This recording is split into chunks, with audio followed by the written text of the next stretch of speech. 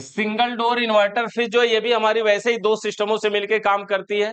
मतलब इन्वर्टर और non inverter fridge को देखने से ऐसे बाहर से थोड़ी ना पता चलेगा कि ये इन्वर्टर है कि नॉन इन्वर्टर। वो भी उतनी ही बड़ी है, वैसी ही है, सब कुछ उसका वैसा ही है, बस ये इसमें सिंगल डोर है। लेकिन तो ये नॉन इन्वर्टर है, ये इन्वर्टर मॉडल। अब तक जो हमने समझा वो नॉन इन्वर्टर था, अब ये पहली बार आ रहा है इन्वर्टर मॉडल। तो किसी भी इन्वर्टर मॉडल फ्रिज को इन्वर्टर मॉडल इसलिए बोला जाता है कि वह सामान्य बाकी सभी फ्रिजों की अपेक्षा थोड़ी कम लाइट खर्च करती है और अच्छा आउटपुट भी प्रदान करती है, मतलब रिजल्ट भी उसका अच्छा आता है, यानी कूलिंग भी अच्छा करती है कुल मिलाकर के, है ना। सिंगल डोर इन्वर्टर फ्रिज का मतलब क्या हुआ कि वह फ्रिज यानी इन्वर्टर फ्रिज उसे कहते हैं जो कम ऊर्जा खपत करके ज्यादा आउटपुट प्रदान करे, उसे इन्वर्टर फ्रिज कहते हैं। इन्वर्टर फ्रिज के अंदर मैकेनिकल सिस्टम जो होते हैं जैसे compressor, condenser, filter, capillary tube और इवापोरेटर, जो मैकेनिकल भाग होते हैं ये वही होते हैं जो हमारे नॉन इन्वर्टर में होते हैं, सब वही होते हैं मैकेनिकल में। और इलेक्ट्रिकल में थोड़ा सा डिफरेंट। आप देखिए मैकेनिकल में हमने बोला कि कंप्रेसर भी वही होता है, तो कंप्रेसर डिफरेंट होता है, लेकिन मैकेनिकल का काम उसका वही है, मतलब वही तीन लाइनें जो सक्शन, डिस्चार्ज और चार्जिंग वो वही है। इलेक्ट्रिकल में थोड़ा सा कंप्रेसर में भी चेंजिंग है, जो इसके अंदर इलेक्ट्रिकल भाग है वो भी वही रहेंगे, जैसे इसमें भी रहेगा कंप्रेसर। कंप्रेसर रहेगा तभी तो गैस का संचार होगा।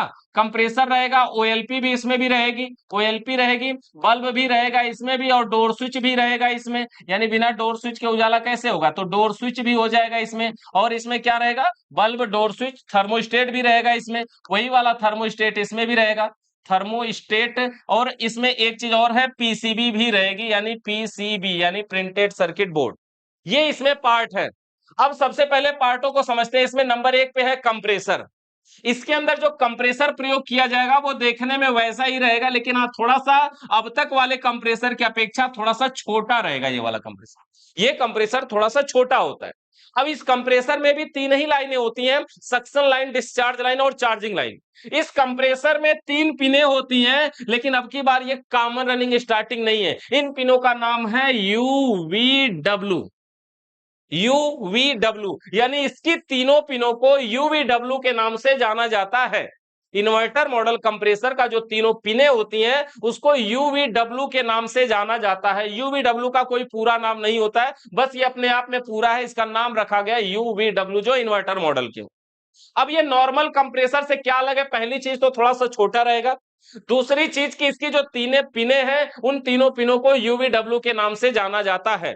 तीसरी बात, इसकी जो बाइंडिंग होती है, जिस प्रकार से किसी थ्री फेस मोटर की बाइंडिंग होती है स्टार कनेक्शन में, वैसी इसकी बाइंडिंग होती है थ्री फेस मोटर के जैसा, यानी ये थ्री फेस मोटर ही होता है। ये सिंगल फेस मोटर नहीं है, थ्री फेस से काम करने वाला मोटर है। फिर कहेंगे घर में थ्री फेस लाइन कहां से आए कि इसको हम चलाएं, तो उसमें पीसीबी लगाई जाती है जो हमारी सिंगल फेस लाइट को थ्री फेस में कन्वर्ट करके इसको देती है, तब जाकर के ये कंप्रेसर मोटर चलता है। इस कंप्रेसर को अगर तीनों पिनों को मल्टीमीटर के द्वारा चेक किया जाए तो जो नंबर आते हैं तीनों पिनों में, कहीं से कहीं चेक करिए, सब जगह बराबर आते हैं। मतलब जैसे अब तक हमारी फ्रिज थी, जैसे अगर हमने ए बी मान लिया, ए प्लस बी को या फिर ए प्लस सी को या सी प्लस बी को ऐसे चेक किया, अब तक जो हमारा कंप्रेसर था कहीं 18, कहीं 20, कहीं 22, कहीं 25 ऐसे आ रहा था। अब की बार क्या आएगा, तीनों पिनों का मान बराबर आएगा, यानी अगर एक जगह 15 आ रहा है तो सब जगह 15 ही आना चाहिए इस कंप्रेसर को चेक करने में। यानी इस कंप्रेसर के तीनों पिनों को अगर चेक किया जाएगा तो तीनों पिनों का मान बराबर आना चाहिए। अगर बराबर आ रहा है तो समझिए कि ये कंप्रेसर मोटर हमारा सही है, यानी इसकी बाइंडिंग टेस्ट में ठीक है ये। यानी इसमें भी, इस कंप्रेसर को भी चेक करने के लिए हम वो पांचों तरीका अपना सकते हैं जो अपनाए थे मैंने। मतलब क्या, सबसे पहले बाइंडिंग टेस्ट, तो बाइंडिंग टेस्ट के लिए तीनों पिनों का मान बराबर होना चाहिए। उसके बाद जब हम इसमें पंपिंग टेस्ट कर सकते हैं या बॉडी अर्थ टेस्ट करेंगे। बॉडी अर्थ टेस्ट करने के लिए सीरीज के एक तार को इसकी किसी पाइप पर रखेंगे, दूसरे तार से तीनों पिनों को चेक कर सकते हैं। बॉडी अर्थ नहीं होना चाहिए, मतलब सीरीज का बल्ब नहीं जलना चाहिए। तीसरा पंपिंग टेस्ट, उसी तरह से 450 psi प्रेशर भर के चेक कर सकते हैं। कंप्रेसर को चालू करेंगे, सुई गेज की नीचे नहीं आनी चाहिए, अगर नीचे आ रही है तो समझिए कि क्या दिक्कत है, पंपिंग फेल है इसकी। उसी तरह से इसमें ऑयल टेस्ट कर सकते हैं, एम्पियर टेस्ट कर सकते हैं। इसका जो एम्पियर होगा वो 0.2 एम्पियर से लेकर के, ये सिंगल डोर का है, 0.2 एम्पियर से लेकर के 0.7 या 8 एम्पियर लास्ट होता है, इतने एम्पियर तक ये जाता है। 0.2 एम्पियर से लेकर के मान लीजिए 0.7 एम्पियर तक, बस इसी के अंदर ही इसको रहना चाहिए। और जो हमारा नॉन इन्वर्टर फ्रिज थी वो कहां थी, 0.3 से लेके 1.8 तक थी, 1.8 यानी 1.5 एम्पियर से भी ज्यादा तक थी, लेकिन ये 1 एम्पियर तक भी नहीं पहुंच रही है, उसके अंदर है, इसको लास्ट है इसका रहना। यानी 0.2 से 0.7 एम्पियर के बीच में सिंगल डोर इन्वर्टर फ्रिज का कंप्रेसर लेना चाहिए। ठीक है, तो ये कंप्रेसर पहली बात तो नॉर्मल कंप्रेसर की अपेक्षा थोड़ा सा छोटा हो गया। दूसरी बात, ये कंप्रेसर की जो तीनों पिने हैं अगर हम उसको चेक करेंगे तो तीनों पिनों का मान बराबर आना चाहिए, अगर आ रहा है तो समझिए ये ठीक है। इन्वर्टर मॉडल, इस कंप्रेसर को डायरेक्ट एसी सप्लाई से नहीं चलाया जा सकता। मतलब जैसे हमारा नॉर्मल कंप्रेसर था तो हमने क्या किया, न्यूट्रल को कॉमन में जोड़ा, फेस को रनिंग में जोड़ा, रनिंग से स्टार्टिंग में 60 मारा, मोटर स्टार्ट हो गया बिना रिले ओएलपी या बिना कुछ के। लेकिन इसको डायरेक्ट नहीं चलाया जा सकता, बिना पीसीबी के ये नहीं चल सकता, पीसीबी लगाना पड़ता। कुल मिला के ये 3 फेस मोटर है, सिंगल फेस मोटर नहीं है। उस वाले मोटर पे, कंप्रेसर मोटर पे लिखा था 1 फेस मोटर, इस पे लिखा रहता है 3 फेस मोटर। तो ये 3 फेस मोटर है, तो ये पीसीबी के द्वारा ही चलाया जाएगा, बिना पीसीबी के डायरेक्ट इसको नहीं चलाया जा सकता। ठीक है, कंप्रेसर के बाद दूसरा पार्ट इसमें है ओएलपी। इसमें ओएलपी प्रयोग किया जाता है जो कंप्रेसर को गर्म होने से बचाता है। इसमें रिले का प्रयोग नहीं होता है, इसमें रिले नहीं लगता है, जो 60 मार के स्टार्ट करता था ना उसमें, इसमें वो रिले नहीं लगता, कोई भी रिले इसमें नहीं लगता। इसमें क्या होता है, पीसीबी से सीधा तार निकल के आता है, लीड बन के आता है और वो सीधा इसी में लग जाता है। सीधा इसको सीधा ऐसे खोसना है, इसको यहां खोसना है, समझिए लग गया। इस तरह से ये होता है, यानी पीसीबी से सीधा ये लग जाता है। ओएलपी भी इसमें लगती है। ओएलपी का पूरा नाम क्या है, ओवरलोड प्रोटेक्टर। ठीक है, ओएलपी हो गया। बल्ब हो गया, ये बल्ब भी हमारा वही है, ओएलपी वही है हमारा, ढक्कन जैसी जो ओएलपी दिखा रहे थे वही वाली है। और ये बल्ब भी हमारा वही है, एसी सप्लाई वाला है बल्ब, पीसीबी वाला नहीं, नॉर्मल बल्ब है, एसी सप्लाई से काम करने वाला ये बल्ब है, उजाला देने का काम करता है ये। ठीक है, तो और डोर स्विच भी वही है। डोर स्विच का कार्य क्या होता है, फ्रिज के अंदर लगे बल्ब को ऑन ऑफ करना और रोशनी देने के लिए बल्ब का प्रयोग किया जाता है। तो डोर स्विच और बल्ब हमारे वही है। थर्मोस्टेट भी हमारा वही है। थर्मोस्टेट का कार्य क्या होता है, कूलिंग को कंट्रोल करना, यानी थर्मोस्टेट में भी कोई बदलाव नहीं है, ये वही थर्मोस्टेट है। जैसे पूंछ होती है एक से दूसरे से आउट करवाते थर्मोस्टेट की पूंछ ऑपरेटर में टच होनी चाहिए, ये सब वैसा ही है। अंतर है तो पहला पॉइंट है कंप्रेसर, और लास्ट वाले पॉइंट में जो हमने लिखा है वो है पीसीबी। इसमें एक पीसीबी लगी होती है। अगर कंप्रेसर चेंज है, 3 फेस मोटर का है, तो पीसीबी तो लगेगी ना, क्योंकि ये कंप्रेसर बिना पीसीबी के चलेगा नहीं, तो कंप्रेसर के लिए पीसीबी लगाना पड़ता है। मतलब यह है कि अगर कोई फ्रिज है सिंगल डोर की, इन्वर्टर मॉडल है और उसको नॉन इन्वर्टर बनाना चाहे, कंप्रेसर बदल दिया जाए, नॉर्मल वाला कंप्रेसर लगा दिया जाए, तो हमें पीसीबी नहीं लगाना पड़ेगा, क्योंकि हमारा नॉर्मल कंप्रेसर रिले ओएलपी से चलता है और ये वाला कंप्रेसर पीसीबी से चलता है। तो अगर ये कंप्रेसर रहेगा तो पीसीबी इसके साथ जरूरी है, और नॉर्मल कंप्रेसर लगा देते हैं तो रिले ओएलपी से काम चल जाएगा हमारा, है ना। तो इस तरह से हमारा ये कंप्रेसर मोटर। अब पीसीबी की बात करते हैं, यहां पर देखते हैं पीसीबी। यहां पे देखिए इस तरह की पीसीबी होती है फ्रिज के अंदर। ये जो पीसीबी है, यहां पर देखते हैं, थोड़ा सा हम बड़ा करके दिखाते हैं। ये पीसीबी है, इसके अंदर कनेक्टरों को देखिएगा सबसे पहले क्या क्या है इसमें। ये पीसीबी और ये पीसीबी दोनों एक ही है, इन दोनों में कोई भी डिफरेंट नहीं है। देखने में अगर लग रहा होगा तो सिर्फ एक डिफरेंट दिख रहा है कि इसमें एक कैपेसिटर इतना बड़ा है और इसमें छोटे छोटे 4 दिख रहे हैं, है ना। ये दोनों तरह की पीसीबी आती है, 4 छोटे छोटे कैपेसिटर हो उसमें या फिर एक बड़ा हो, बात एक ही है, दोनों बराबर है। अब चाहे ये बड़ा कैपेसिटर वाला हो चाहे वो छोटा कैपेसिटर वाला हो, लेकिन इसके अंदर जो पिनों की संख्या है जिसमें हमें कनेक्शन करना है, जिसमें हमें तार जोड़ना है, वो बराबर है इसमें। यानी कोई भी हो जो हमें तार जोड़ने का पॉइंट है वो बराबर है। अब देखिए इसको, इसमें है क्या क्या। सबसे पहले पीसीबी एक सर्किट होती है, जानते हैं सर्किट है, रास्ते हैं, उसमें ऐसे ऐसे लाइटें चलती है। पीसीबी इस तरह से कोई भी पीसीबी देखेंगे तो ऐसा दिखाई देती है कि उसमें बहुत सारे कंपोनेंट छोटे छोटे लगे होते हैं। पीसीबी के अंदर ऐसे देखिए, जैसे ये ट्रैक जैसा दिख रहा है ना कि हाँ यहां से ऐसे ऐसे गया हुआ है पत्ती जैसा, इसका मतलब है कि वहां से वहां तक लाइट जाती है। पीसीबी के पीछे भी ऐसे लाइन लाइन सी बनी होती है, उसका मतलब ये होता है कि वहां से वहां तक कंटिन्यूटी आएगी, मतलब लाइट जाती है। इस पीसीबी में है क्या, एक को हम यहां छोटा कर लेते हैं जगह के लिए, और इसको भी छोटा करके इधर ही कर लेते हैं।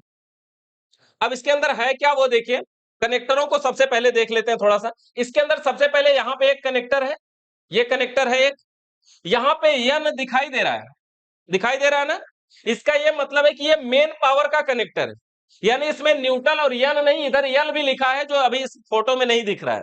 यानी न्यूट्रल और लाइट यानी मेन सप्लाई वाला ये है, यानी मेन लीड की सप्लाई दिया जाएगा, समझिए एक में न्यूट्रल और एक में फेस दिया जाएगा इस पीसीबी को यहां से, यानी ये मेन कनेक्टर है, पावर सप्लाई का है। किसी पीसीबी में पावर सप्लाई वाला कनेक्टर कहां है, कैसे कंफर्म करें? तो जितने भी कनेक्टर हैं सभी को देख लीजिए, जिस कनेक्टर के बगल में फ्यूज लगा हो समझिए वो कनेक्टर हमारा पावर सप्लाई का होता है। इसके अंदर फ्यूज लगा, ये जो दिख रहा है इसे ब्लैक कलर का गोल सा ना, इसी के अंदर होगा, फ्यूज दिखाई नहीं दे रहा है, यहां पे देखिए इसमें दिख रहा है, इसमें भी उतने ही कनेक्टर है जैसा ये है, जितने ही है, यहाँ पे ये मेन कनेक्टर है और इसी के बगल में ये फ्यूज दिख रहा है ना, ये ब्लैक वाली चीज देखिए इसमें ऐसे मोड़ दिया, इसको एमओबी बोलते हैं। अब यहां पर देखिए ये सारे कनेक्टर हैं, इसी के अंदर यहाँ पे फ्यूज लगा हुआ है, यानी फ्यूज के बगल में मेन कनेक्टर होता है, या ऐसे भी चेक कर सकते हैं, फ्यूज पे रख करके मल्टीमीटर के तार को कंटिन्यूटी में चालू करके इन दोनों पे चेक करेंगे तो किसी एक पे वीप की आवाज आनी चाहिए, आएगी ना? क्योंकि जैसे ही सप्लाई पहले इसमें आती है पीसीबी में, तो इसमें पहले फ्यूज लगा होता है, फ्यूज सप्लाई को आउट करता है, यानी फ्यूज सुरक्षा के लिए लगाया जाता है ना, ताकि अगर कभी झटके से ज्यादा लाइट आ जाए या कहीं शॉर्ट सर्किट हो तो फ्यूज उड़ जाए, और फ्यूज उड़ेगा तो हमारी बाकी चीजें सुरक्षित बच जाएंगी, इसलिए इसमें फ्यूज लगा होता है सबसे पहले। तो मेन कनेक्टर यानी पावर सप्लाई का कनेक्टर कैसे पहचाने? जिसके बगल में फ्यूज लगा हो समझिए वो पावर सप्लाई का कनेक्टर, ठीक है। अब जब पावर सप्लाई का कनेक्टर हमारा पहचान गए, यहां पर अगला कनेक्टर, अच्छा दूसरी बात यह भी है ना कि हर कनेक्टर पे इसमें लिखे होते हैं, ये जो दूसरा कनेक्टर है यहाँ पे, इसका जो दूसरा कनेक्टर ये दिख रहा है, इसमें तार जोड़ने के लिए 3 पॉइंट है, इसमें तार जोड़ने के लिए 3 पॉइंट है, टोटल 3 पिने हैं इसमें, एक है यहाँ पे, 2 है और ये 3 है। 3 पिनों में इसमें एक है बॉडी अर्थ का और 2 पिने इसमें है ओएलपी के लिए, यानी इसमें लगेगा ओएलपी, ऐसा है, यहां पे ओएलपी के लिए है। चीजों को थोड़ा सा समझते हैं, सबसे पहले ये पावर सप्लाई का है, ऐसे समझिए जैसे मान लीजिए यहाँ पे 2 पिन है और सबसे पहले पावर सप्लाई का है, थोड़ा सा इसको हमें, ठीक है। अच्छा ये 2 पिने दिख रही हैं मान लीजिए, और सबसे पहले हमने न्यूट्रल और फेस को ऐसे ही दिया तो इसी में सप्लाई आई है, इसी के आगे इसमें लगा हुआ है फ्यूज, यानी यहां तक इसमें फ्यूज लगा है, फ्यूज के बाद अब आगे सप्लाई आ रही है, ठीक है। और ये न्यूट्रल की सप्लाई यहां से आगे आ गई यहां तक, इसके आगे इसमें लगा होता है एक चीज, ये जो ब्लैक वाला दिख रहा है ना, इसको बोलते हैं एमओबी। ये कहां लगा होता है? ये इसी के दोनों पैरों पर लगा होता है, मतलब समझिए जैसे ये एमओबी है और इसका एक पैर न्यूट्रल में रहता है, एक पैर फेस में रहता है, ये ऐसी चीज है जो दोनों पे न्यूट्रल फेस पे लगा रहता है, ये दोनों आपस में अंदर से टच नहीं होता है, अलग होता है, समझ रहे हैं क्या? यानी अब यहां से आगे सप्लाई जब और बढ़ रही है इसकी, तो आगे आकर के यहां पे लगी है ओएलपी वाला कनेक्टर, ये समझिए ओएलपी का एक कनेक्टर, ये ओएलपी का दूसरा वाला कनेक्टर। इससे क्या होगा? ओएलपी में जाएगी सप्लाई और ओएलपी से घूम करके यहां तक आएगी, समझ रहे हैं क्या? अगर यहां ओएलपी लगा दे तो ये ओएलपी वाला कनेक्टर हो जाएगा, और ओएलपी वाले कनेक्टर के बाद, ओएलपी वाले कनेक्टर के बाद यहां से जब सप्लाई निकल के जाती है तो जाती है आगे, एक पॉइंट होता है जिसे ब्रिज रेक्टिफायर के नाम से जाना जाता है, जिसमें अंदर की साइड में एसी सप्लाई और बाहर की साइड में देखिए डीसी सप्लाई होती है ऐसे। इसमें क्या होता है? एसी सप्लाई यानी यही वाली जो सप्लाई है वो एसी लाइट को डीसी लाइट में कन्वर्ट करता है, इसका एक पॉइंट यहां पे और दूसरा पॉइंट यहां रहता है। अच्छा ऐसे नहीं है, इसमें एक पॉइंट डायरेक्ट वहां पे टच हुआ और ये दूसरा पॉइंट, ये ओएलपी वाला पॉइंट ऐसे होगा देखिए, या ये वाला तार डायरेक्ट जा रहा है और जो इसके दोनों पॉइंट है यहां पे लगा देंगे अगर ओएलपी, तो ओएलपी का एक तार में यहां आएगा, जब ओएलपी आउट करेगी तब यहां जाएगा और उसके बाद इस बीच वाले पॉइंट पे आएगा। समझ रहे क्या? ये पीसीबी का थोड़ा सा हमने सर्किट बना दिया, फिर से पीछे से थोड़ा और दूसरी जगह बना के देखते हैं। इसमें सबसे पहले 2 पिन है जिसमें हमारा न्यूट्रल और फेस की सप्लाई जाएगी, यही है ना, ऐसे सप्लाई गई है न्यूट्रल और फेस की, और उसके बाद इसमें तुरंत बाद इसमें फ्यूज लगा हुआ है ऐसे, तो फेस की सप्लाई इस फ्यूज से होते हुए आगे बढ़ रही है, और इस जो न्यूट्रल की सप्लाई है वो डायरेक्ट आगे बढ़ रही है। आगे इसमें लगा है ओएलपी वाला पॉइंट, तो ये फेस डायरेक्ट ओएलपी वाले पॉइंट में आ रहा है यहाँ पे, और ये सप्लाई न्यूट्रल वाली अभी भी वैसे ही जा रही है, ये अब ओएलपी अगर आउट करेगी तब यहां से सप्लाई इसकी आगे बढ़ रही है, यानी यहां पे हमें ओएलपी लगाना ऐसे, ये एक तार इसका ओएलपी में, ये दूसरा वाला ई आउट करेगा तब आगे सप्लाई बढ़ रही है। अब इसके बाद यहां पे आगे जाने के बाद यहां लगा है ब्रिज रेक्टिफायर जिसको बोल रहे हैं, ये 2 पॉइंट, ये 4 पॉइंट इसमें है, 4 पैर इसमें होते हैं, और बीच वाला दोनों इसमें एसी है और अगल बगल वाला ये डीसी है, इधर एक थे प्लस एक थे माइनस है, ये प्लस है ये माइनस है। तो अब इसमें क्या है, ये दोनों अंदर चले जाएंगे यानी एसी सप्लाई वाले सर्किट में, और बाहर से अब जब निकलेंगे तो यहाँ पे 310 वोल्ट डीसी निकलता है और यहां से 220 वोल्ट एसी रहता है। ये थोड़ा सा सर्किट है शुरू का, समझ रहे हैं क्या? सबसे पहले न्यूट्रल और फेस है, लाइट यहां से जैसे ही जाएगी फ्यूज से होते हुए आगे बढ़ेगी, ओएलपी से होके ही आगे बढ़ेगी। यानी अगर पीसीबी में ओएलपी नहीं लगी है तो आप पीसीबी को पिन खोस करके अगर यहां चेक करते हैं तो 220 वोल्ट की सप्लाई नहीं मिलेगी। यही बात हुई ना, यहां पे 220 वोल्ट की सप्लाई नहीं मिलेगी अगर ओएलपी नहीं लगी है तो। और अगर ओएलपी नहीं लगाना है तो हम इसको 60 भी करवा सकते हैं ना, क्योंकि लाइट को डायरेक्ट वहां भेजना है। अच्छा, एक चीज और इसमें लगा है एमओबी, जिसको हमने यहाँ पे ओएलपी से पहले ही लगा, यहाँ पे लगा है जैसे एमओबी, इसका एक पैर न्यूट्रल में है एक पैर फेस में है। यह एक ऐसी चीज होती है कि जब इसमें सप्लाई जाएगी, अगर किसी कारण से नॉर्मल अवस्था में देखिए कि न्यूट्रल फेस में लगा है और अंदर से टच नहीं होगा तभी ना लगा है। अगर ये अंदर से टच होता तो इसको तो 220 वोल्ट की पावर मिल रही है, लेकिन ये अंदर से टच नहीं होता है, मतलब ब्रेक होता है, ओपन होता है, खुला होता है। लेकिन अगर किसी कारण से लाइट तेज आ गई, कुछ हुआ दिक्कत, मतलब तेज आ गई या वोल्टेज आ गया, तो अधिक वोल्टेज आने पे ये शार्ट कर जाता है अपने में। और जब ये आपस में शार्ट करेगा तो न्यूट्रल फेस शार्ट होंगे। क्लियर है? अगर ये एमओबी शार्ट हो जाए तो न्यूट्रल फेस शार्ट हो जाएंगे सीधा सीधा, और अगर न्यूट्रल फेस शार्ट हुए तो ये फ्यूज उड़ जाएगा क्योंकि बहुत ज्यादा वोल्टेज बढ़ेगा। यानी जब खराब होता है तो एमओबी और फ्यूज दोनों साथ में खराब हो जाते हैं। समझ रहे हैं क्या? ये एमओबी सुरक्षा के लिए, इसलिए अगर मान लीजिए अगर ये एमओबी नहीं लगी होती और लाइट ज्यादा आती तो फ्यूज हो सकता है कुछ लाइट को आगे तक पहुंचा दे, लेकिन सुरक्षा के लिए लगा एमओबी। अगर लाइट आगे ज्यादा वोल्टेज के साथ गई, ये न्यूट्रल फेस दोनों को देख रही है ना कि कितना वोल्टेज आ रहा है। ये फ्यूज तो एक ही तार में लगा है, लेकिन ये दोनों में लगा है और दोनों में मिला के वोल्टेज को चेक कर रही कि कितना वोल्टेज है। अगर वोल्टेज ज्यादा हुआ तो ये शार्ट करेगा और ये शार्ट करेगा तो ये फ्यूज उड़ेगा। यानी सुरक्षा के लिए इस पीसीबी में बेसिक चीजें पहले लगाया हुआ है। यानी अगर मान लीजिए कि हम पीसीबी को चेक करने जा रहे हैं तो सबसे पहले मेन पॉइंट पे चेक करेंगे तो हमें 220 वोल्ट मिलेगा। अगर यहां 220 वोल्ट मिल रहा है, इसका क्या मतलब है? हमारी मेन लीड सही है, इतना तो पता चला। दूसरी चीज, आगे बढ़ करके अगर हम रेक्टिफायर के दोनों पॉइंट पे चेक करते हैं बीच वाले पे, और अगर यहां भी 220 वोल्ट मिल रहा है तो क्या पता चलता है? एक तो हमारा फ्यूज वगैरह बेसिक सर्किट भी सही है, ओएलपी भी सही है।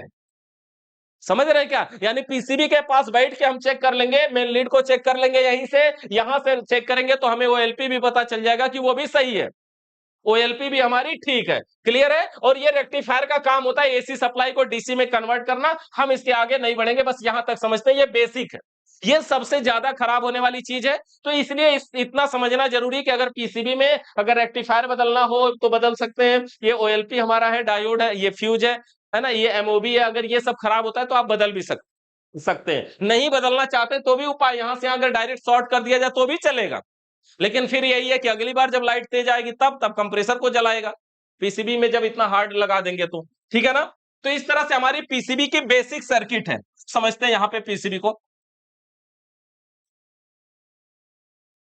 इस पीसीबी के अंदर मेन कनेक्टर है एक, जिसको हमने बताया कि सबसे पहले इसमें न्यूट्रल और फेस की सप्लाई जाएगी, तो एक में न्यूट्रल और एक में फेस गया, हो गया।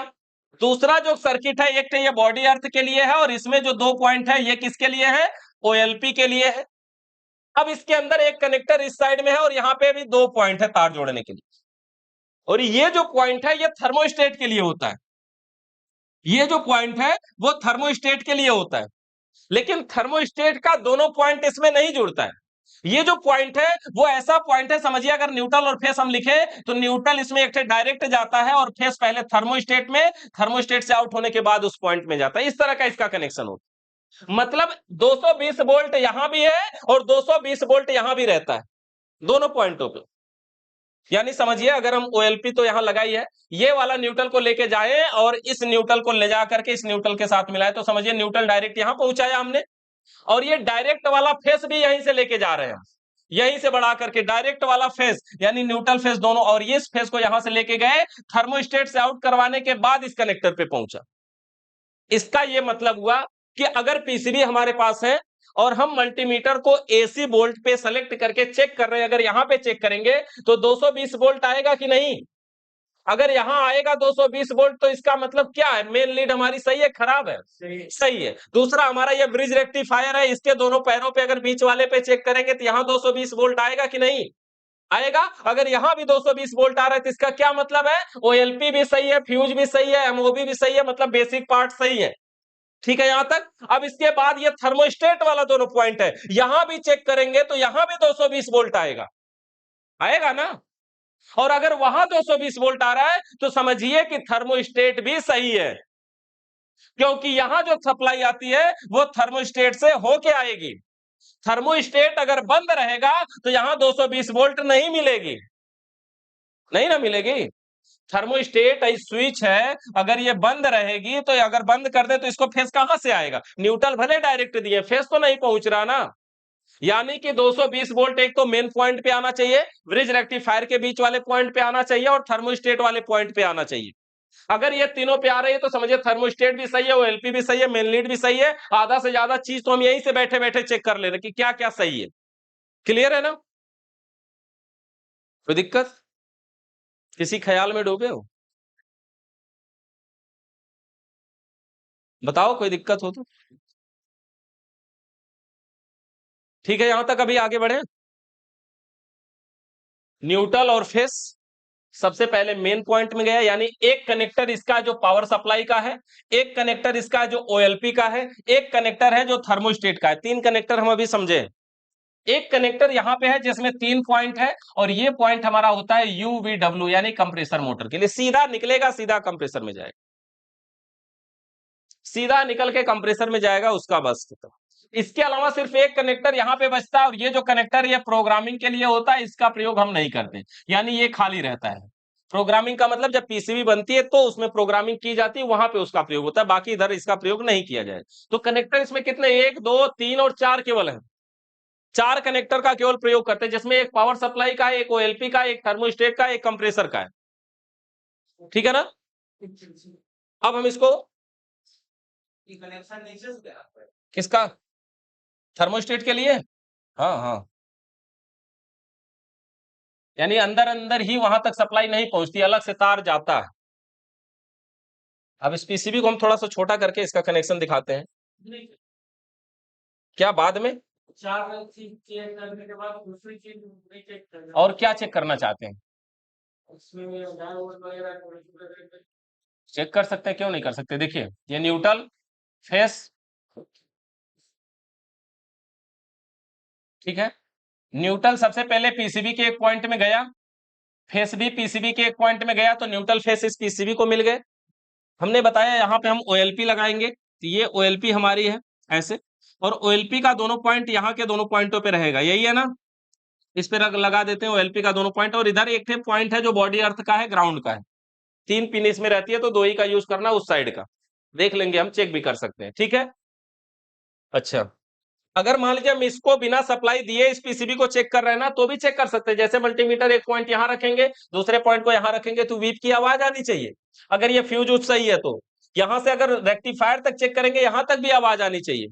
अगर ओएलपी लगा है तो, ओएलपी नहीं लगा तो यहां आवाज नहीं आएगी, ओएलपी तक ही आएगी ना। अब ये ओएलपी सप्लाई को आउट बढ़ाती है। यहाँ पे थर्मोस्टेट, थर्मोस्टेट का कार्य कूलिंग को कंट्रोल करना, थर्मोस्टेट में तार जोड़ने के लिए 2 पॉइंट।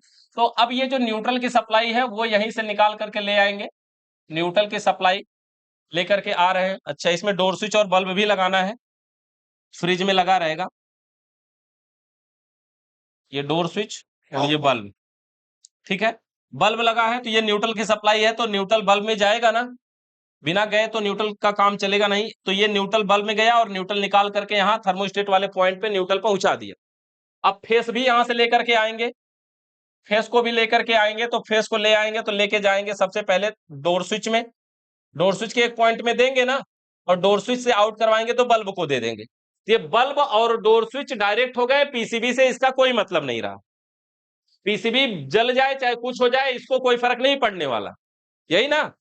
और अब ये जो फेस है, जैसे थर्मोस्टेट के एक पॉइंट में देते हैं उसी पॉइंट से डोर स्विच को देते हैं ना, तो यहाँ पे डोर स्विच में दिया, उसी पॉइंट से थर्मोस्टेट को दिया, बात तो एक ही है, चाहे पहले उसमें दे पहले इसमें दे। फेस पहुंचा, और जब थर्मोस्टेट सप्लाई को आउट करेगा तब लेकर के आएंगे और जोड़ेंगे थर्मोस्टेट वाले पॉइंट। ठीक है। अब ये कंप्रेसर मोटर हमारा जो रहेगा, यूवीडब्ल्यू 3 पॉइंट है, कॉमन है, कॉमन नहीं ना है, यूवीडब्ल्यू है, तो तीनों पॉइंट में ये कनेक्ट रहेगा। ये हमें एक एक से जोड़ना नहीं पड़ेगा, खोजना नहीं पड़ेगा कौन यूवीडब्ल्यू है, सीधा ऐसे खोसेंगे उसमें लग जाएगा। ये कौन यूवीडब्ल्यू है वो अपने हिसाब से कनेक्ट रहता है, सब सीधा हम खोसेंगे खाली और ये लग जाएगा। तो इस तरह से देखिए लगभग ये पूरी वायरिंग हो गई फ्रिज की। अर्थ ये तो ग्राउंड में कहीं भी बॉडी पे जोड़ देंगे। इस पे लिखा भी होता है, यहाँ पे लिखा होता है ओएलपी और इधर लिखा होता है अर्थ।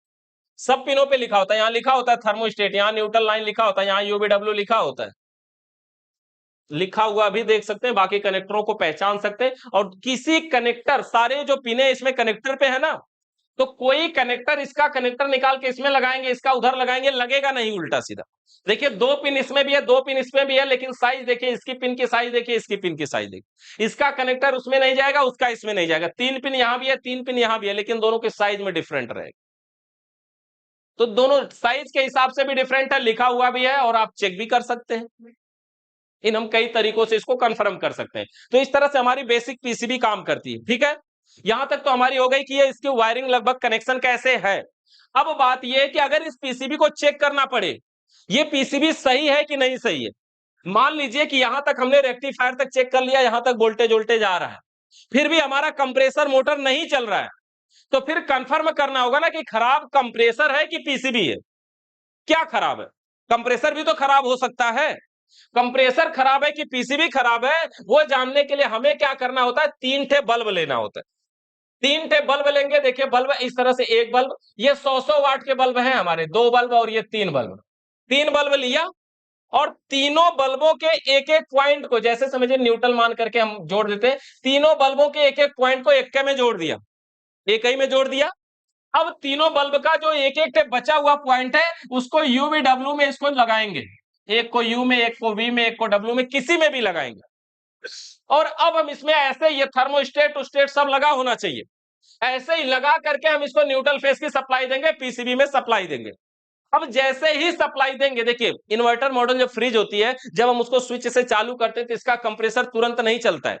हमारे नॉन इन्वर्टर का चालू करते ही कंप्रेसर स्टार्ट हो जाता है ना, इंतजार नहीं करना पड़ता। इसका 10 से 15 मिनट तक इंतजार करना पड़ता। स्विच को ऑन कर दिया, कंप्रेसर नहीं चलेगा, 15 मिनट इंतजार करिए तब जाके चलेगा। मतलब कभी किसी के घर फ्रिज बनाने गए, चालू कर रहे, चालू नहीं हो रही थी, ऐसा मत करिए कि नहीं ये तो कुछ और खराब लग रहा है। इंतजार करिए, 15 मिनट बाद स्टार्ट होती है। कोई भी इन्वर्टर मॉडल फ्रिज हो, चाहे इन्वर्टर मॉडल एसी हो। इन्वर्टर मॉडल एसी थोड़ा कम समय में, 3 4 5 मिनट में हो जाती है, लेकिन ये 5 मिनट से लेकर 15 मिनट तक का समय ले लेती है।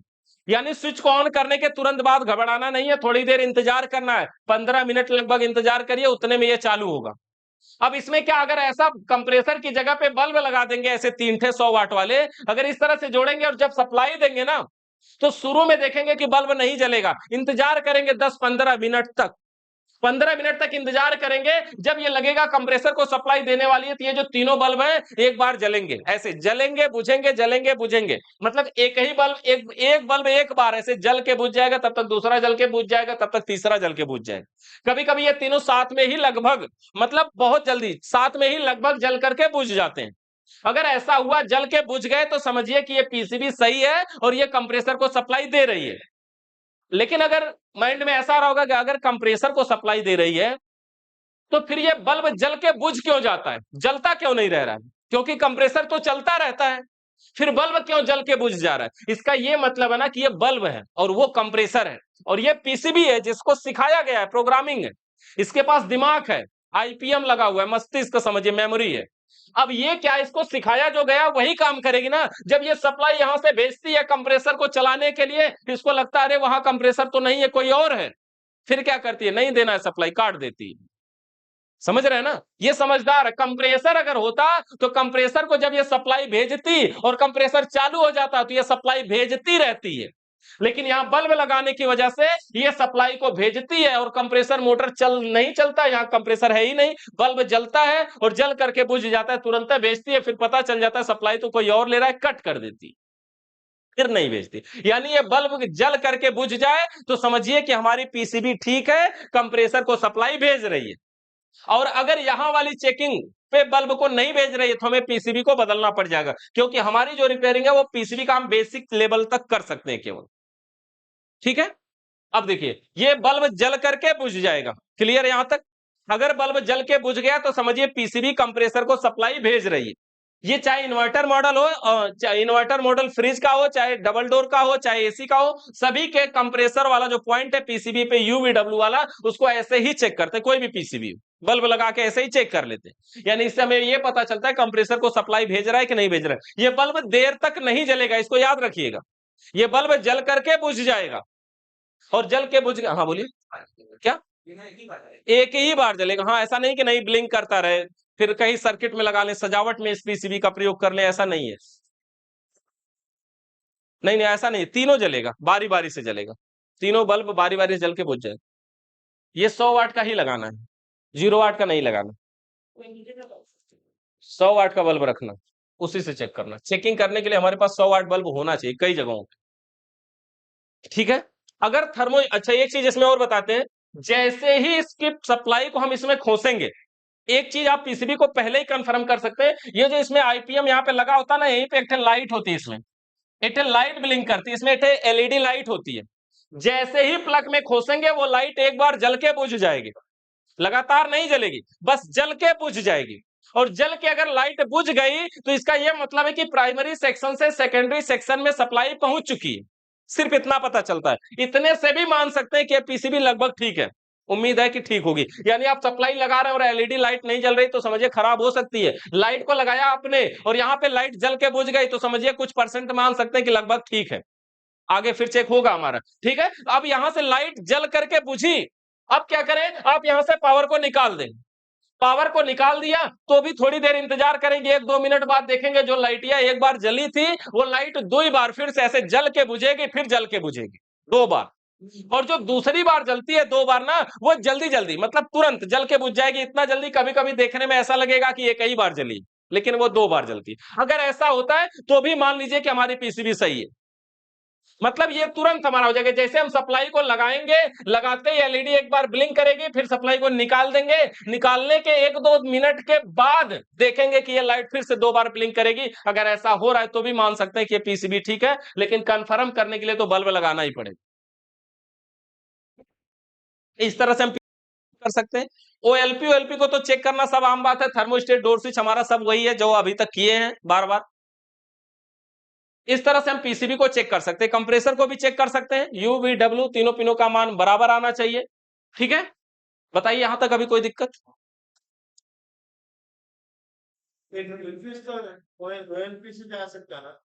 हाँ, यहां से, यहाँ न्यूट्रल फेस कहाँ है? यहाँ एक ही सप्लाई है ना, हमने यहाँ पे सर्किट में बनाया था। देखिए ओएलपी में एक ही सप्लाई, एक से इन दूसरे से आउट हुआ है, वो न्यूट्रल फेस थोड़ी ना। हाँ, ओएलपी हटा दिया तो डायरेक्ट कर देंगे। और बहुत सारी फ्रिजों के अंदर ओएलपी नहीं लगी होती, कंपनी भी नहीं लगा के देती, तो उसमें क्या करती है, जब नहीं लगाती है तो बस यही एक तार लेके यहां से यहाँ शार्ट करवाती है, और शार्ट किया हुआ तार दिखाई देता है हमें कि हाँ ये शार्ट करवाई है। अगर ओएलपी लगी है तो ठीक है, नहीं लगी है तो इसको शार्ट कर देंगे। क्योंकि इसमें ओएलपी बहुत महत्वपूर्ण नहीं है। कारण यह है इसका कंप्रेसर बहुत गर्म नहीं होता है, नॉर्मली चलता है। और इसका कंप्रेसर, इन्वर्टर मॉडल जितने भी कंप्रेसर होते हैं वो लाइट कम लेने के कई कारण, वेरिएबल कंप्रेसर होते हैं। वेरिएबल का मतलब होता है उनकी स्पीड कम या ज्यादा भी होती है समय के अनुसार। जैसे हमारी फ्रिज है, हमारी नॉर्मल फ्रिज में क्या है, फ्रिज चल रही है, ठंडा कर रही है, ठंडा कर रही है, जितना पे हमने सेट कर रखा है, अगर उससे ज्यादा ठंडा हुआ तो क्या करेगी, कट कर देगी। कट करेगी तो क्या होगा, कंप्रेसर बिल्कुल बंद हो जाएगा, यही होगा ना। और फिर जब आएगी तो फिर चालू होगा। ऐसे में क्या है, कंप्रेसर पे बार बार लोड पड़ता है लाइट पे, यानी लाइट बंद हो रहा है पूरा, फिर से चालू हो रहा है पूरा। ये एसी में भी होता है। लेकिन जो इन्वर्टर मॉडल, उसमें क्या होता है, जितना कूलिंग हमारी सेटिंग अगर उतनी कूलिंग हो जाती है तो कंप्रेसर की स्पीड कम होती है, बंद नहीं होता है। और स्पीड कम होने के कारण वो क्या होता है, हल्की हल्की कूलिंग बनाता रहता है, यानी कंप्रेसर बंद नहीं होता, स्पीड स्लो हो जाती है, पावर कम लेने लगता है, हल्के हल्के स्पीड से चलता है और उतनी पावर बनाता रहता है। गैस का संचार को करता रहता है, यानी टेम्परेचर को मेंटेन करता है। फिर उसकी स्पीड तेज होने की जरूरत नहीं होती है, वो बराबर स्पीड पे लगातार चलता रहता है। यानी शुरू में तेज चलता है, थोड़ी देर बाद वो कम चलता है। वेरिएबल कंप्रेसर यानी उसकी स्पीड कम या ज्यादा भी होती है, इसलिए भी वो पावर की बचत करता है। हाँ बताइए और कुछ। हाँ, फ्यूज खराब होगा तो ये एमओबी भी खराब होगी, दोनों एक साथ में मिल जाएंगे और ला करके लगा सकते हो। हाँ, सोल्डिंग करना पड़ेगा, ये पीसीबी रिपेयरिंग की बात हो गई है, और सब लोग इसको करते भी नहीं है, लेकिन ये बेसिक चीजें कर लेना चाहिए, आराम से कर लेंगे, इसमें कोई दिक्कत नहीं होगी। और अधिकतम फ्रिज के पीसीबी हम देखेंगे वही खराब है बार बार। या तो आप कस्टमर से बोल सकते हैं कि नहीं आप इसको बदलना चाहे तो इतना लगेगा, रिपेयर करके लगा देंगे तो इतना लगेगा। पीसीबी इसका 1500-1600 रुपए की आती है। हाँ, क्या? नहीं नहीं, आप खुद ही कर सकते हैं, फ्यूज लगाना कौन सी बड़ी बात, इतना तो आपको करना पड़ेगा। बताए तो 1500-1600 से स्टार्टिंग हो जाती है, बाकी अलग अलग जगहों का रेट अलग अलग होता है। हाँ हाँ। क्या फ्यूज? हाँ, इसमें जो लगा है वही लगाना है, कोई भी क्यों लगाना है। हाँ, उसका एम्पियर के हिसाब से आते हैं ना, वोल्ट। हाँ, तो जो फ्यूज उसमें दिख रहा है एमओबी पे भी लिखा उखा होता है क्या नंबर है इसका, तो वो देख करके लगाना।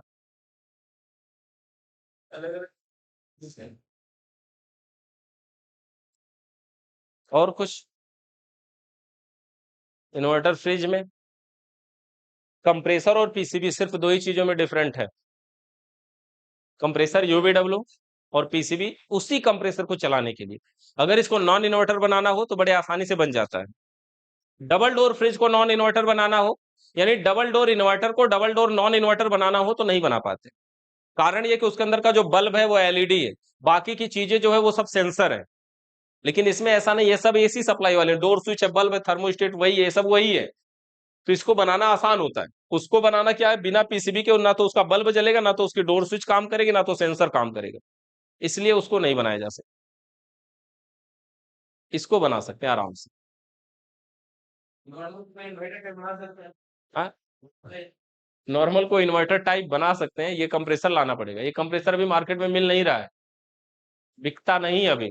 कहीं कहीं पे बिकता होगा, दिल्ली उल्ली में, इधर हमारे यहाँ इधर नहीं बिकता है। कारण ये कि ये कंप्रेसर की वारंटी कंपनी ने खुद 20-20 साल दे रखी है, 20 साल वारंटी। और आया अभी 2021 में, तो 2040 से पहले तो लगने वाला नहीं है कहीं, चेंज करने की जरूरत भी नहीं पड़ेगी, पीसीबी बदलना खाली खूब। मेन सप्लाई ही वही है ना, कंप्रेसर तक बात जब तक पहुंचेगी तब तक ही जल चुका होगा, और जब ये जल जाएगा तो उसके यहां तक बात पहुंच ही नहीं पाएगी। ये सिक्योरिटी है, समझिए, सब सिक्योरिटी लगा रखा है, वहां पहुंचने से पहले इधर के सब